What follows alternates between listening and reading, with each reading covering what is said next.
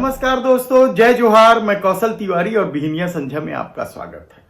छत्तीसगढ़ के उप मुख्यमंत्री और गृह मंत्री विजय शर्मा के विधानसभा क्षेत्र लोहारी डी कांड को लेकर राजनीति जिस तरीके से गर्म हुई है और यह पूरा मामला क्या है, यह किस तरीके से राजनीति का वह घिनौना सच जो अब एक एक करके बाहर आ रहा है, आप सुनेंगे तो हैरान हो जाएंगे कि राजनीति को साधने के लिए नेता किस तरीके से समूचे क्षेत्र, समूचे समाज को आग की चपेट में ले लेते हैं।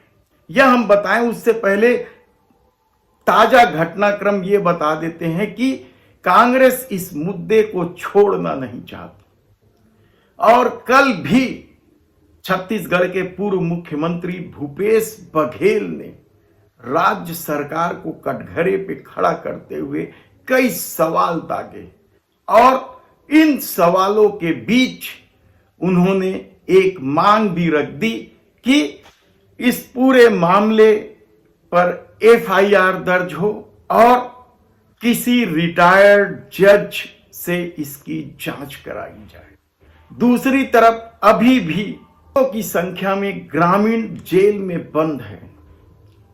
पुलिसिया प्रताड़ना की वजह से एक व्यक्ति प्रशांत साहू की हत्या कर दी गई थी और समूची राजनीति इस मामले में जाकर सिमट गई थी।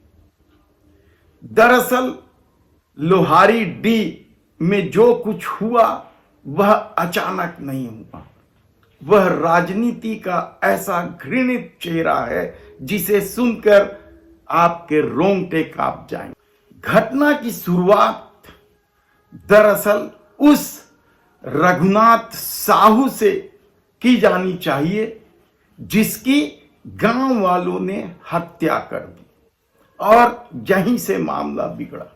रघुनाथ साहू कौन है? दरअसल रघुनाथ साहू का पिछले 25 सालों से इस क्षेत्र में अपना दबदबा था।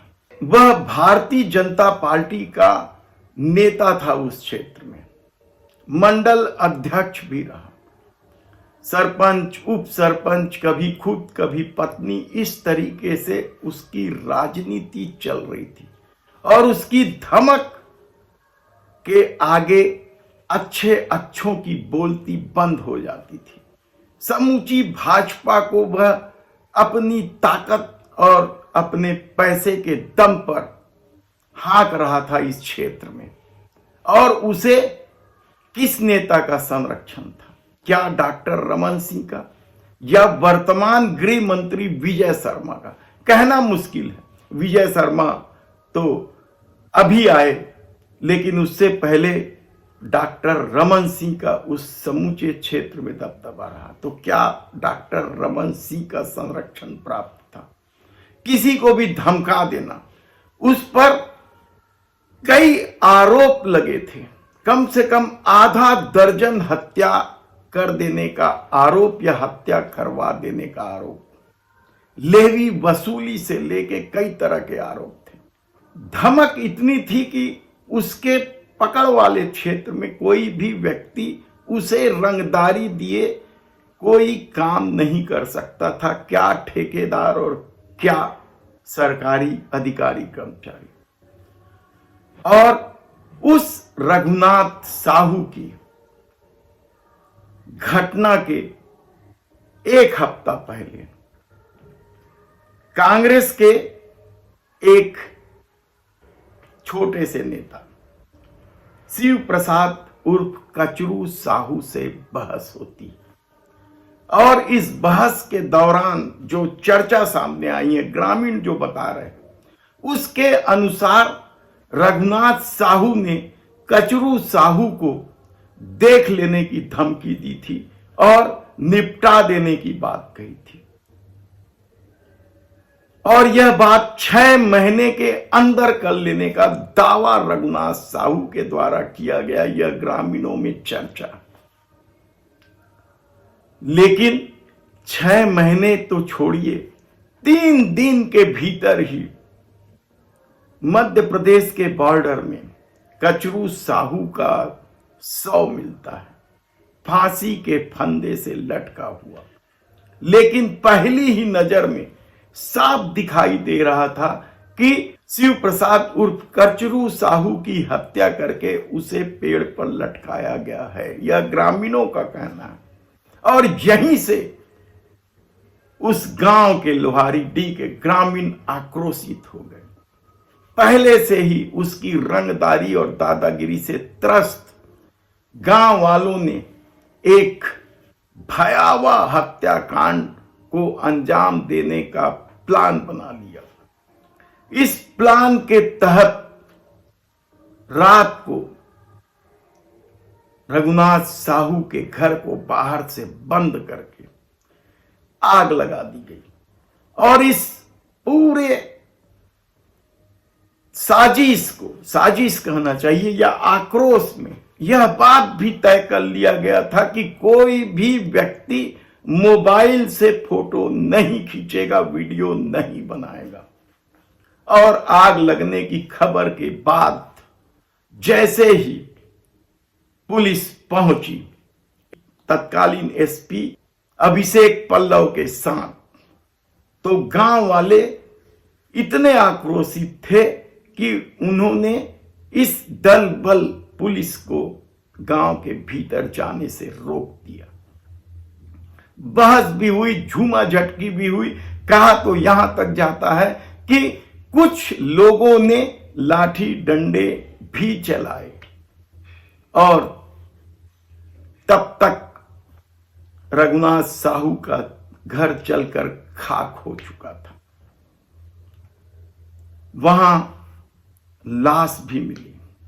पुलिस इस घटना से कम अपने साथ हुए मारपीट से ज्यादा बौखलाई थी और इसके बाद जो तांडव उस गांव में हुआ वह बर्बर युग की याद ताजा करने वाला था। जो सामने आई है बात, जो लोग पीड़ित बता रहे हैं, उसके मुताबिक प्रशांत साहू की बेदम पिटाई की गई। यही नहीं, गांव के एक एक घर में दरवाजा तोड़ तोड़ कर लोगों को बाहर निकाला गया, रास्ते में पिटाई की गई, थाने में पिटाई गई। 69 लोगों की गिरफ्तारी कर दी गई। यानी आप सोचिए कि रघुनाथ साहू उस क्षेत्र के लिए किस कदर आतंक का पर्याय बना हुआ था और उसे राजनीतिक संरक्षण मिला हुआ था। यहां तक कि जो चर्चा है, पुलिस वाले भी उस पर हाथ डालने से डरते थे। ऐसी परिस्थिति में गांव वालों ने कानून अपने हाथ में लेने का निर्णय लिया था।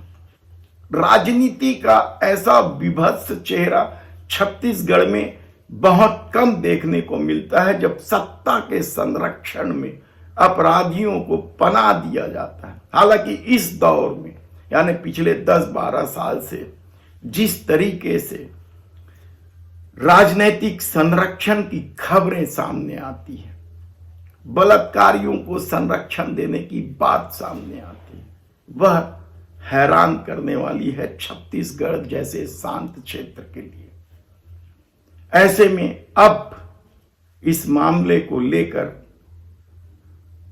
भूपेश बघेल ने जो जांच की मांग की है कि रिटायर्ड जज से, तो क्या इस पूरे घटनाक्रम में, यानी पुलिस जिस तरीके से बर्बर पिटाई की, वह रघुनाथ साहू की हत्या हो जाने को लेकर उनके आकाओं का गुस्सा था और उन्होंने पुलिस को खुलेआम छूट दे रखी थी वह कुछ भी करे, क्योंकि रघुनाथ साहू उनका आदमी था। ऐसे कई सवाल हैं जो जांच में सामने आएंगे, लेकिन जांच करे कौन? कांग्रेस के नेता भूपेश बघेल को अब जो जांच हो रही है उस पे भरोसा नहीं है, क्योंकि एसपी को हटाकर प्रमोशन दे दिया गया और अभी तक प्रशांत साहू की हत्या पर कोई एफआईआर दर्ज नहीं हुआ। ऐसे में पूर्व मुख्यमंत्री भूपेश बघेल ने जो रिटायर्ड जज से जांच की मांग की है, उसे क्या सरकार मान लेगी, कहना मुश्किल है, क्योंकि सत्ता लीपापोती के खेल में हमेशा ही माहिर रहती।